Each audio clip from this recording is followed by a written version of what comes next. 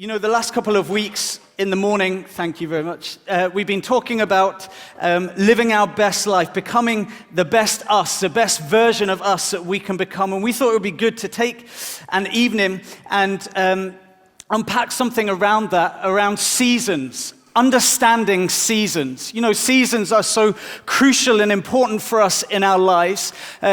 Naturally, in the natural, we're entering into a new season. When I woke up this morning, got in the car, it was 6 degrees on the car. You know, we're in a new season. It's new coats are coming out because naturally the seasons are changing.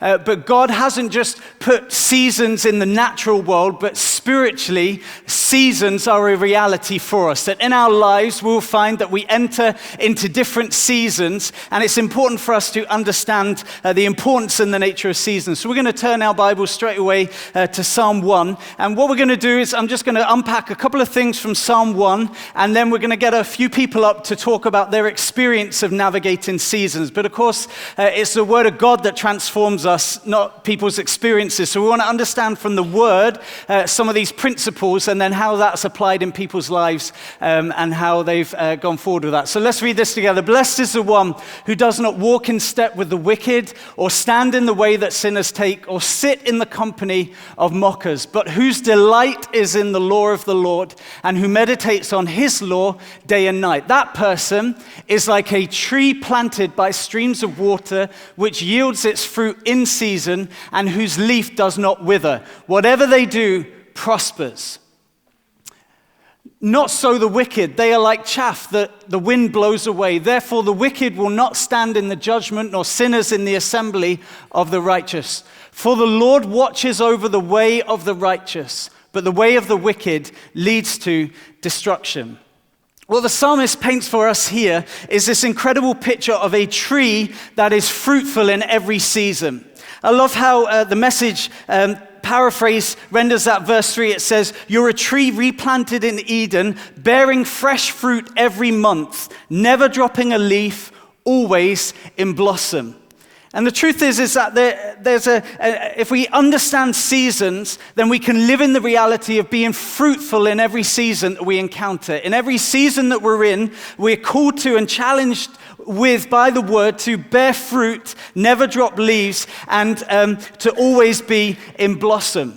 But I think because we misunderstand seasons, we don't navigate them well in our walks. There's a few things that I'm just going to throw out there about our mistakes that we make with seasons, and then what does Psalm 1 tell us? The first thing, kind of mistake that we make when we think about seasons is we think that seasons are chronological. Even as I began thinking about talking about this evening, I thought, well, we need to get a young person, and then a student, and then a married person, and then somebody who's got kids, and then somebody who's got a good career and kids and is married. And we think of seasons as kind of life seasons, one thing after the other, that there is somehow this perfect picture that we're going to arrive at one day. But of course, that isn't the truth with seasons. Seasons are cyclical. They go round and round and round. And yes, we may have grown into bigger people, and we may be in a different circumstance than we were when we enter that season than we were the last time. But the truth is that they're not chronological. There is no arriving at some place. But we've got to understand that they go round and round, and God is doing something different in each season. Seasons are not chronological. The second mistake we make is that we believe that seasons are for comparing. For comparing. How many times have I looked at others in a certain season and wished that my season was their season? And I looked at my own season and thought, well, if this isn't adequate enough for me, I wish I was in their season. But the truth is that God, for everything, for every purpose under God, there is a time and a season. We know that verse, Ecclesiastes 3, verse 1. So the truth is that the season that I am in right now is the exact season that God wants me in right now. And I think that social media is not helping us because we know it's the highlight reel. We only see the good bits of people's lives. On Saturday, we had our last day, potentially, as a family of 4 before our next baby arrives. And it was the worst Saturday we've had in ages. Our kids fought and cried and bickered all day. And yet we got some great photos. I put them up on Instagram, and it looked like we had a great day together. And the issue is that you all maybe would look at my Instagram of that day and think, wow, I wish that my family was like their perfect family, but you didn't see all of the arguments and all of the bickering that took place throughout the day. And it dawned on me that actually in my years of being formed as a teenager and a young man, before social media, the people that I admired, I was up close with. And so I saw their highlights, but I also saw their struggles and the issues and the downsides. But what we do is we click and follow somebody across the pond, across the Atlantic, and we look at their perfect life and think that somehow they're in a season that is better than ours, and we don't get to see all the seasons that led them up to be in that season. And so we've got to be very careful that we don't compare seasons. The third mistake that we make is that seasons are categorized. What we do is we say that some seasons are bad and some seasons are good. And that somehow there is a best season out there for me, but actually every season has its benefits and challenges. Even in the natural world, when we think about autumn, winter, spring, and summer, though we might think summer is the best season, there are challenges for the natural world during summertime. There are benefits and challenges to every season, but here's the issue: every season is vital and necessary for life.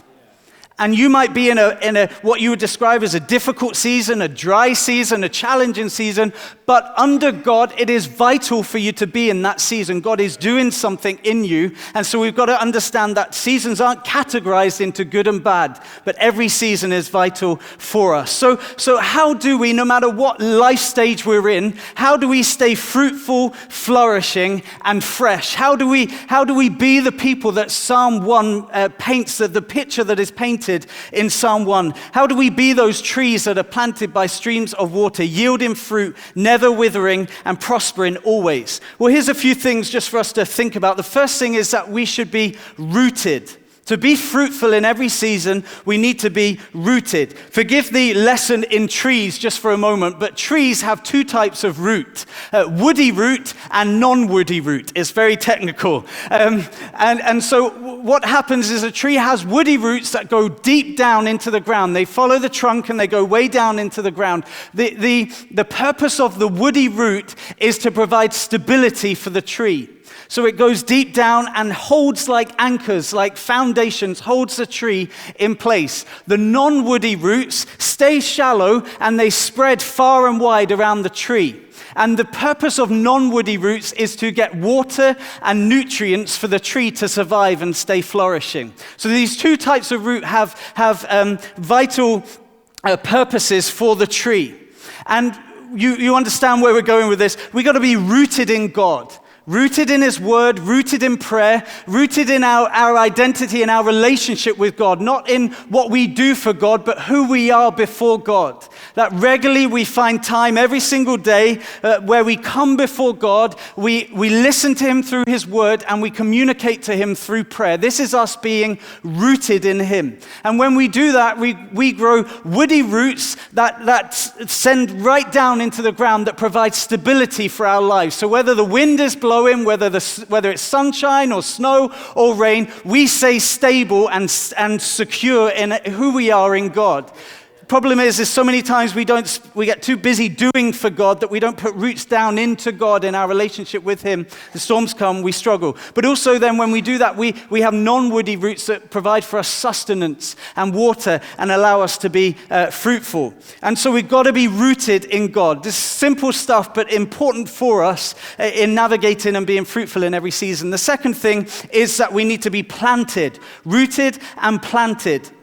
You know, the picture painted by the psalmist here is a person that is planted. The psalmist addresses the company of the person, those who don't sit with mockers. They find a seat with God's people. And whatever season we're in, it's vital for us to be planted. You know this verse well, Psalm 92, verse 13. Planted in the house of the Lord, they will flourish in the courts of our God. They will bear fruit in old age, and they will stay fresh and green. Being planted in church is vital for us to navigate the seasons.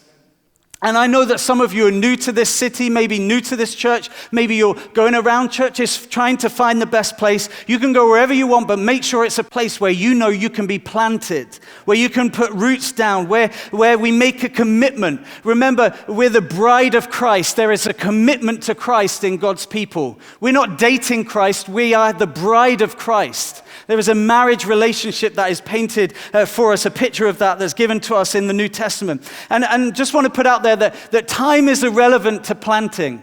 There's been people that have come and be part of this church just for 3 months, but have planted themselves for 3 months and have flourished when they planted themselves. It may be a short time, but let me challenge you, be planted in the house of God. You know, as a teenager, I used to work in a plant nursery. I was not a very cool teenager. And we were constantly spending our time planting things. That every shrub or plant that we grew from seed into established shrub, we were spending our time planting it in some kind of situation. If the plant stopped being planted, it died. It needed to be planted. And so we spend all of our time. And though you can be planted in a short time, there is a direct correlation between length of time and planted and maturity. The longer that we're planted somewhere, the more mature we can grow. And so there used to be fields that we would go and plant shrubs and leave them for 5-10 years before we dug them up again so that they could establish themselves and grow into the significant plant that we were wanting them to grow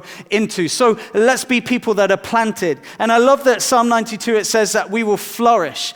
Every area of our lives flourishes and prospers when we plant it in the house of God. If you plant your time in the house of God, your time will flourish and prosper outside of the house of God. You plant your money in the house of God, your money will flourish and prosper outside the house of God. Everything that we plant in the house of God will flourish outside of the house of God. Third thing is growing. So we're rooted, we're planted, and we're growing. Every season requires growth. In the natural, things don't stop growing in winter, they just grow slower. But there is a process of growing that takes place. And I want to encourage you to concentrate on the requirements of your current season. What happens is because we're looking at everybody else, often we spend our lives obsessed with the next season and what we need to be in the next season, when actually there are demands on us in this season. What is this season asking of me?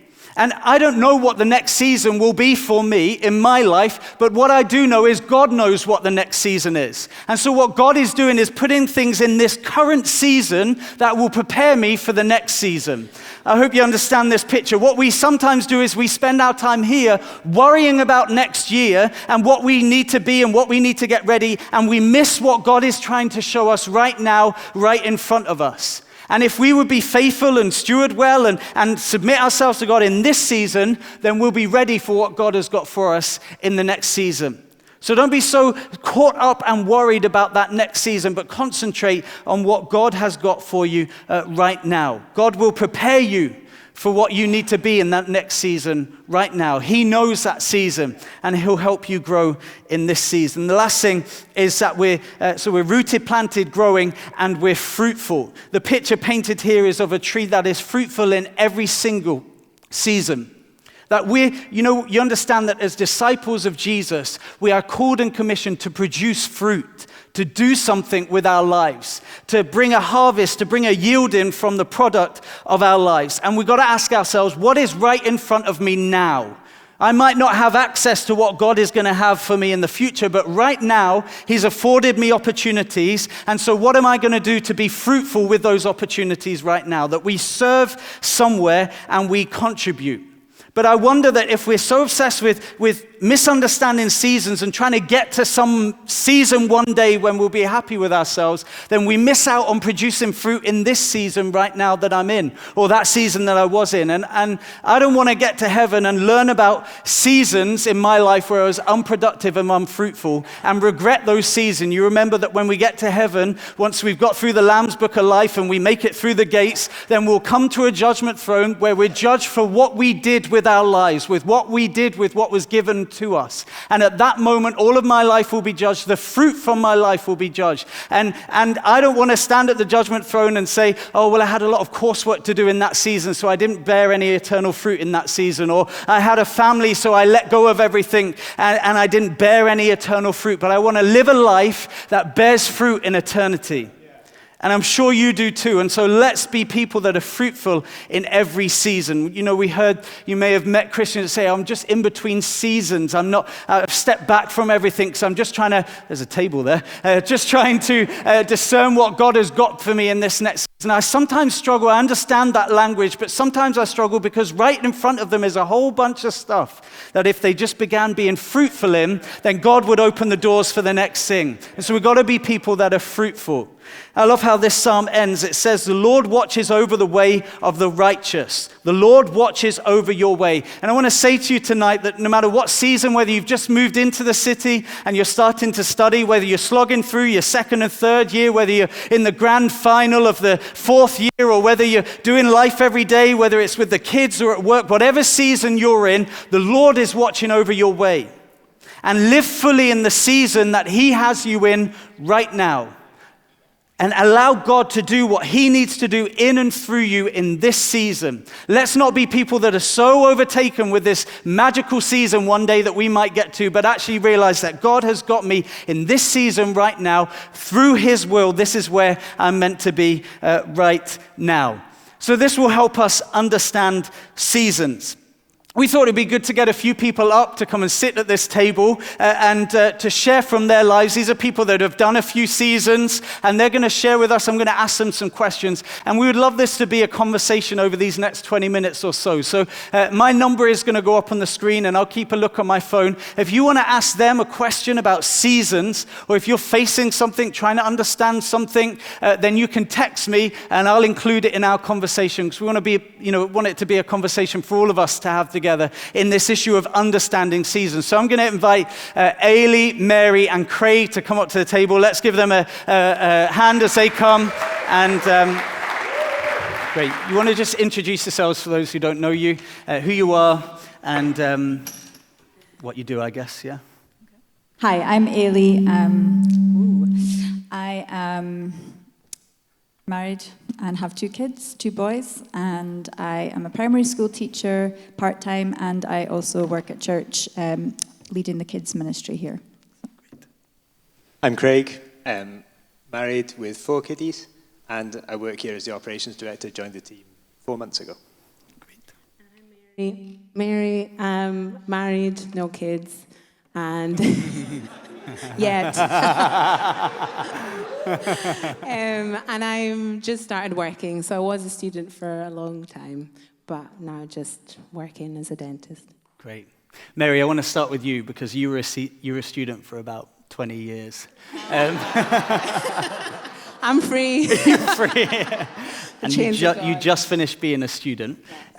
So how did you, there's a lot of students here tonight, so, and for anybody who's in a season for a long time, how did you navigate that season of being a student for so long? In terms of church as well, related? You can go for that, yeah. Okay. So yeah, I moved to King's in just the start of my second year of my first degree. And actually, how God spoke to me about moving here, I was going to a different church. Never really considered moving, but the verse that God used was Jeremiah 17, verse 8. And it basically is similar to what Tom has just read out about being planted by streams of water and producing fruit, in times of drought, in times of heat, your leaf always being green. So I just felt God wants me to move here, and I knew that this would be a church where I would grow, where I would be using my gifts and my talents. That wasn't happening at all in my old church. So that literally has been my story since I came here, that I've just been in everything and, doing everything and doing stuff on a Sunday, whether I was a student or not, because I was studying for 4 years, then working in between for 2, and then studying again for 4 years. But that's been a constant. I've just always been here, I guess, and doing stuff. So how did you navigate that challenge? Some people say, well, I'm here to study, so I should concentrate on my studies and do church on the side because I'm here to get a degree. Yeah. But you obviously handled both. How did you kind of get the rationale for that? So the first thing, I guess, when I moved here was I joined the choir. And I just thought I'd quite like to join the choir. I was at a stage in uni when I wasn't as busy. But then that led on to worship and playing keyboard. Eventually was helping some friends with a Connect group. But it was just part of my life, and I joined a Connect group straight away when I came here. So I just couldn't imagine, people have hobbies. They go to the pub, they go watch football, So you can't just study. Like, you just can't just... There's more, you need to kind of get out of that bubble. And I think being a student is very much, if you're not reading or studying for something, you have this black cloud over your head saying you should be, and, but I had to do something that was outside. And I think this just became my home and the place that I was making friends, a place that I was growing in my faith, again, using the gifts and talents that I had. And also, it really helped for uni, I would say. I wasn't someone who'd want to speak in front of people at all. Public speaking was like huge barrier for me. And even just simple things like leading worship or doing stuff like this has helped me with uni presentations. So like everything's relatable, everything's transferable. You're not losing out, like nothing's in vain, when you're just like you were saying, when you're investing in the house of God, it's gonna show up elsewhere. So yeah, it's helped me massively in terms of confidence. Everything I've done here has helped me, just move forward in every way outside of church. Great. So if you could go back to the start of first year, all those years ago, what would you do different? Nothing. Nice I don't one. think I would do anything different. I genuinely don't think if I'd stayed at home and studied more that, it would have... I'm not a hugely academic person, but I don't think I've lost anything. I would say, even in my second degree, I just made it a rule that I would only do uni work Monday to Friday. Weekends were weekends. And that worked really well, actually. So Sunday was free. I would just be doing church stuff. Saturday, again, I could chill out. So having that structure of I need to get my work done by Friday was really helpful. Great. So good. Yeah. Great. Craig, you have the most seasons out of any of us sat at this table. So we're obviously looking to you. Oh, did he not? He does, surely. I'll take it. Someone's got to. So what are things that you look back on and go, I navigated that season really well, a season that you did really well, and a season that you would say, I would have, if I could redo that, I would have played that completely differently? Yeah, so sitting next to Mary, who's like the poster girl for how to navigate your student season well, I'm sitting here thinking, have I been brought on this panel to give the counter to that? Because if I look back actually on seasons that I navigated badly, my student years would be one of the ones that you spoke about regrets, and I certainly have regrets. I think in every season I've had, as I approach the end of them, and you see that you're about to make a transition, one of the thoughts which now is almost foremost in my mind is, how much of an impact have I made or had on the people who have been with me through this season? And I look back on my university years, and I've got some really close friends, some of whom I'm still in touch with, but I regret the level of impact that I had on them. Despite being raised Christian, I didn't get involved in a church. I didn't get stuck in. I didn't get planted at all. And I guess I wasted 4 years, 3 years in Norwich at university, and a year which I spent in Switzerland on an exchange year. You not like that, Duncan? No.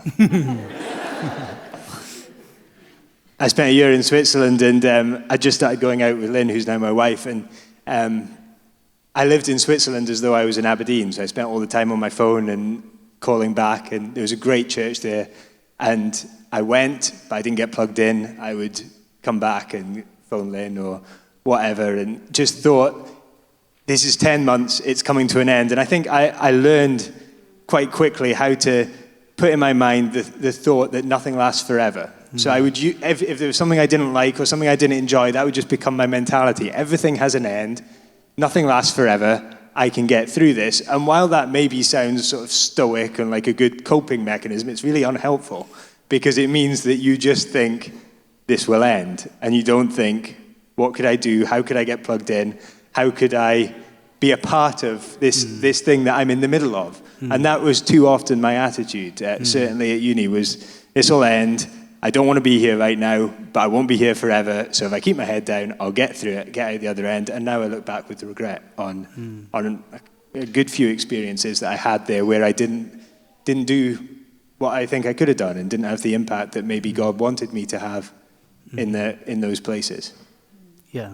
So looking back on Switzerland, you got more planted in that church. Absolutely. That season. Yeah, still regret it. Great church, lovely people, did everything right, reached out to me, invited me to stuff. I went a couple of times, but just never got stuck in. And I was one of those frustrating people that I bang my head against the wall about now, wishing they'd get plugged in. Why are you missing out? And that was me. I didn't do it. And now I regret it. Wow. So now you're sitting here after 4 months or so of being the ops director, a huge shift in the seasons for you and your family. What have been some of the keys in making that huge shift in your life to keep you sustained and planted and rooted and all those things? I think that's just always about believing that God's got the best for you and trusting him.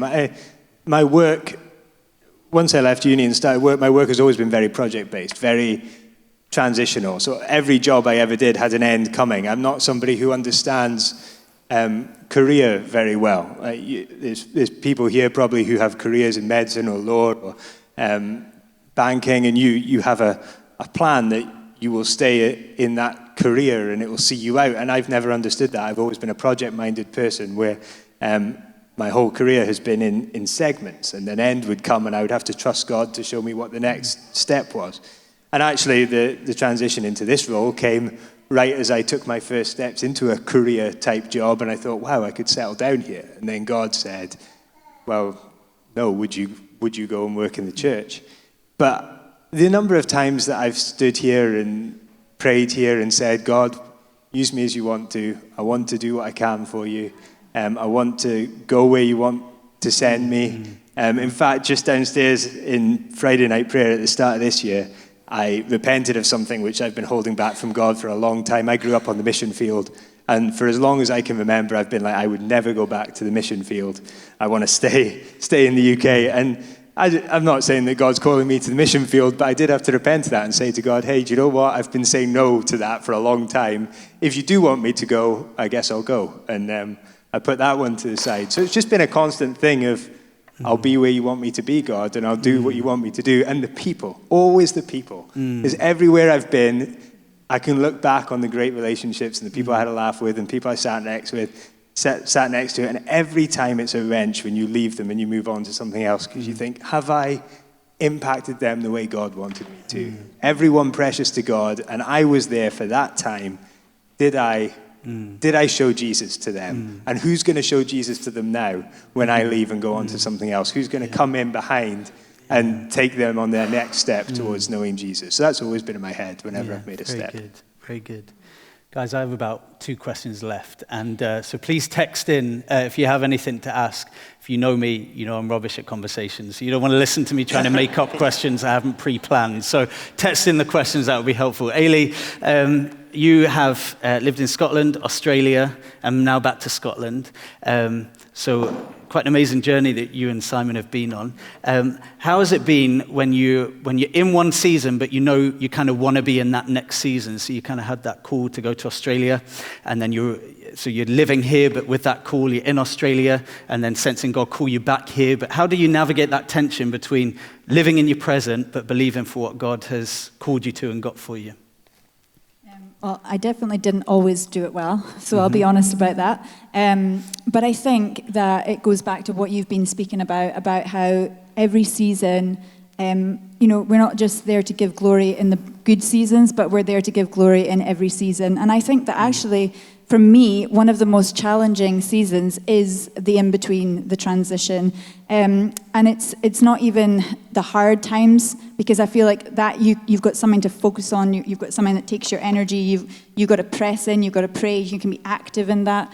I think when you're bored of your season, or when you're apathetic, I guess, about some things, and you've just run out of passion for things, I think that's actually the hardest time. And I think that is when you have to repent and you have to come back before God and you say, God, give me your heart for this season again. I know that your timing is perfect. And I think over the years, I've learned the significance of endurance and perseverance in Christian faith. Because it does build your character, and there's no other way. There's no shortcut to building your character. I think that when you're in that place where you're tempted to not give your all, essentially you're saying, I'm not going to worship you in this moment, God. I'm not going to give you the glory for this day. I'm not going to give you do my best for you, because everything we do is for God. It's like work as though you're working for the Lord. So when I go into my workplace, or when I go into my ministry or wherever I'm going into, if I then do it half-heartedly because I can't be bothered or because I'm kind of over it and I'm waiting for the next season, then it's actually God that I'm shortchanging. So for me, I think, and I've been honest, I don't always get it right. I have been apathetic. I have been lazy sometimes with my offering, I think. But on the whole, the thing that keeps me going is that he went to hard places for me, so I want to go for hard places for him. And sometimes the hard place is actually just the waiting place, and it's just the mundane, and it's when things are not actually, exciting in life. It's hard, and you have to dig deep to find that passion and to make yourself give the best. I'm a primary school teacher, and one of the worst subjects that I ever have to teach is PE. I know you're going to find that hard to believe. I hate teaching PE. And I know I'm teaching it tomorrow. And already in my mind, I'm like, oh, I've got to teach PE. But then I'm like, no, you're going to do the best PE lesson ever. You're going to love it. You're going to make yourself love it. So I'm going to find the best activities that I actually enjoy. And I'm going to do, yeah, absolutely. And I'm going to love it. Great. And you can check and hold me accountable. So give us a couple of practical things that you did in that season of waiting. So maybe somebody's saying, yeah, I totally hear you. I want to be grown, but actually I'm struggling with this. Is there any things, either things that you would say, I wish I'd done that, or things that you did do? I think initially, obviously, reading the Word, spending time in prayer, having people around you that you can go and you can be honest to and have them speak into your life. But I think the most helpful thing for me along the years has actually been that I journal.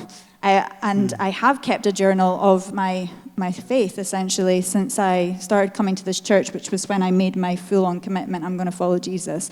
And so I've got them up in the loft. We've got a converted loft, so they're not just in a box, but I have access to them.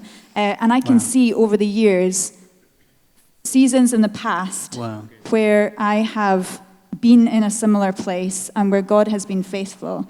And I look back and I think, well, he was faithful to me then. He's going to be faithful again. I can learn. So I know not everybody is a journaler. Maybe you don't need to be, but for me, definitely having that to look back on and be like, you know what? That season was really, really hard for me, but look how he came through for me. So good, so good. There's been a few people texting saying, and naturally a room this size, anybody can answer this, are just going through a rubbish time, don't feel like there's any fruit, don't feel like there's anything visibly of benefit in this season. How do I navigate this? How do I walk through this really challenging season that I feel God has put me in? So a really dry point, a difficult point. Maybe anyone can speak from their experience about a season where you just feel it was very difficult. I think what I would say to that, for me, I've been in one of those seasons for 14, 15 years with one area of my wider family's life. And it's difficult. It doesn't feel like it's getting any easier. In fact, the general trend over the past 14, 15 years has been worse. It's got harder. Even with my most faith-filled head on, I cannot see how God can redeem it. Wow. So I really struggle. I struggle to believe God for a miracle in that situation, and I keep coming. there's times when you give up and you don't pray anymore and you think, well, do you know what? I revert back to what I shared earlier. It has to end. Like everything, it has to end. But I think for all that kind of doer approach, what I've learned and what I'm learning is just to keep going and just to be, I know that no one wants to hear this, but just to be disciplined. And I put the same prayer request in week after week after week. And most of the time when I put it in, I don't believe it. I don't believe that God could do it, but I put it in anyway because I believe that he is who he says he is, that he's never failed me yet, that he can do it, that he made the world and he can come through. And no matter how long this season goes for, he can't change. He cannot change who he is. He is the same forever. And I just need to keep reminding myself of that. And ultimately, you've only got two options. You either believe God and keep going, or you give up on him. And I've chosen I'm going to believe God and I'm going to keep going. So the season then becomes irrelevant because that's my decision. I'm going to believe that God is who he says he is, and I'm going to keep going. So good. Powerful, powerful. Anybody else you guys want to say? Yeah, I was just going to say that sometimes fruit doesn't feel good, and that you can be in the driest of seasons, but actually there is fruit going on. In the winter, you were saying that there's not a lot of growth, but underneath, there's so much happening that's preparing the fruit, the fruit ultimately, but that's preparing the tree for spring. And there's so much, and you can't see it. It looks dry. It looks like it's dead, but actually there's so much going on under the surface. And I think that it's to go back to the truth of what God's word says, that he's faithful in every season. So if you've got your life in his hands, and if you've surrendered your life into his hands, then you cannot help but win in the end, because he's always going to be faithful. I remember in one of the hardest seasons for me personally, and it was a sermon Ian preached actually, and I was really struggling, and I remember being, every day was a struggle for me. So even getting here, I was tired, I was really worn out, and I remember him preaching about seasons and him saying, like a bad season, like he said earlier, actually, pain's coming your way. Like, it's part of life. It's actually okay. And I think somebody just acknowledging that dry seasons are not a bad thing. They're actually a good thing, and they're good for you, reassured me so much and comforted me so much in that season, because in my mind, and the other thing he said was, it's just a season. They end and another one will come. And he was right, because I'm not in that place anymore. And so I think sometimes the driest places, in the moment, you can feel so discouraged, but actually, the work that's been done is good. It says in God's word that all things work together for the good of those who love God and are called according to his purpose. So we can't fail. We can't miss out, I think it's always going to be for our benefit. So just be encouraged by that. Yeah, so good. That's great, isn't it? Listen, time's up. I guess we could keep talking all evening. Some people have texted in some specific questions. Why don't you come find one of these people and ask them, if you asked me a specific question to ask them, you come and ask them. They'd love to chat with you. Why don't we give them a hand? That's great. Thank you so much, guys. Thanks.